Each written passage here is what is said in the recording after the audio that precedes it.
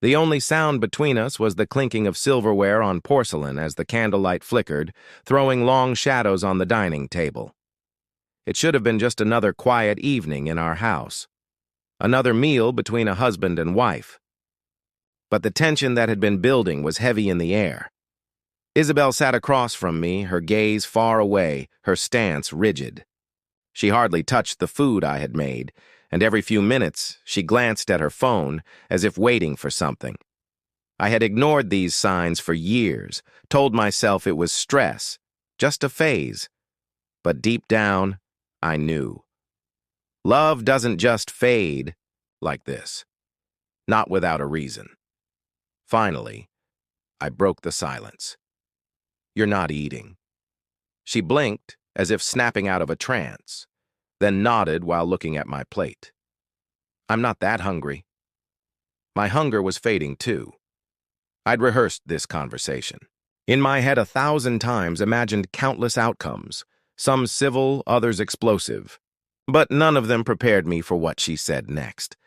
"Can I be honest with you, Marcus?" I looked up, meeting her eyes. She smirked, but it was cold. Then she said it. "Marcus, my ex was better, in every way, particularly in bed." I settled for, "You!" The words hit me like a physical blow. My fingers tightened around the table's edge, knuckles turning white. I blinked, trying to process. But it wasn't the words themselves that hurt the most. It was how easily she said them, as if she'd been waiting for the perfect moment to inflict the deepest wound. I should have flipped the table, yelled, done, something. But all I felt was silence, a strange, eerie calm. I leaned back, exhaling slowly. "Funny you say that," I replied, my voice even. "I've already served you with divorce papers." Isabel froze. For the first time, the air shifted. "You're lying," she said, her voice unsteady. I reached into my pocket, pulled out my phone, and slid it across the table. The email from my lawyer confirmed it. The papers had already been filed. She stared at the screen, her face draining of color. For years, I had been the dependable one. The one who made concessions, who stayed no matter how. Bad things got, but not this time. I picked up my fork and casually stabbed at my food. "You should eat, Isabel. Wouldn't want you to go to bed hungry." The silence between us was deafening. She glanced between my face and the phone, searching for a sign that this was some elaborate joke, some desperate ploy for attention. But all she found was the calm, unwavering gaze of a man who had finally reached his limit. I had spent years being the understanding husband, swallowed every disdainful sigh, every cold stare, every passive-aggressive remark. Eventually, she put her wine glass down, her fingers tightening around the stem before releasing it entirely. "You're overreacting," she finally said. I chuckled, shaking my head. "No, Isabel. That one comment? That's exactly what you meant." She sneered, pushing her plate away. "You act like I've been the worst wife ever, like I haven't put up with you for years." "Put up with me?" I repeated, raising an eyebrow. She leaned forward, laughing bitterly. "Yes, Marcus. You think you're a saint? The perfect husband? You're so wrapped up in your work that you gave up on us long ago." I raised a hand, cutting her off. "Isabel, listen to yourself." She opened her mouth, but I kept going. "You just admitted you settled for me. That your ex was better. And now you're trying to turn this around on me?" She crossed her arms, shifting in her seat. "I didn't mean it like that." I smirked. "That's exactly how you meant it. You've been waiting for the right moment to cut deep, haven't you?"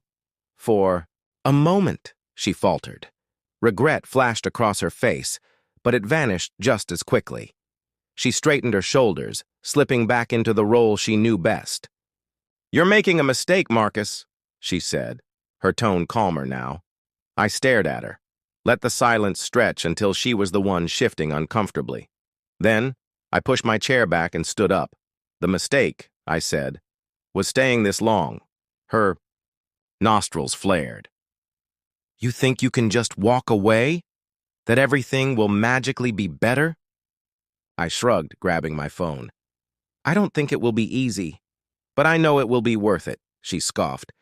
Do you really believe you can handle the house and finances on your own? My lawyer is handling everything, I said. You'll get the documents tomorrow.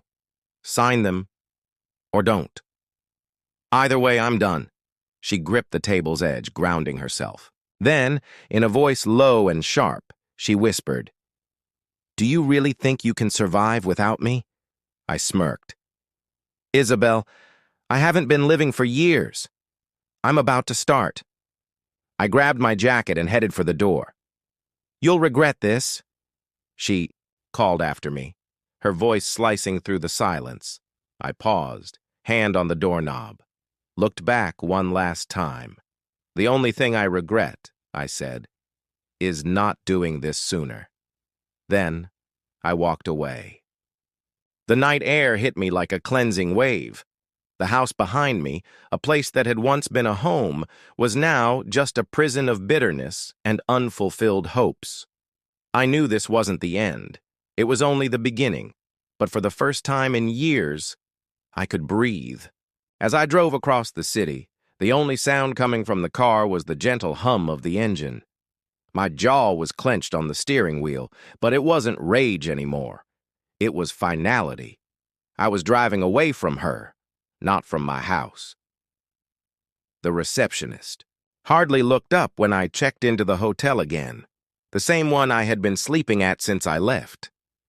As though she had already classified me as another man fleeing something, another husband going through it, she seized my key. The signs of a failing marriage. Perhaps I was, and perhaps that's precisely what I had been, but not anymore. I fell to the floor as soon as I entered my room. My phone vibrated in my pocket as I gently exhaled in bed, and I knew before I even looked, it would be Isabel. When her name appeared on the screen, I pondered whether or not to respond. Pressing decline resulted in a more fulfilling silence than I had anticipated, marking the breaking point. The messages began shortly after. At first they were calculated, measured, trying to make her seem like the reasonable one.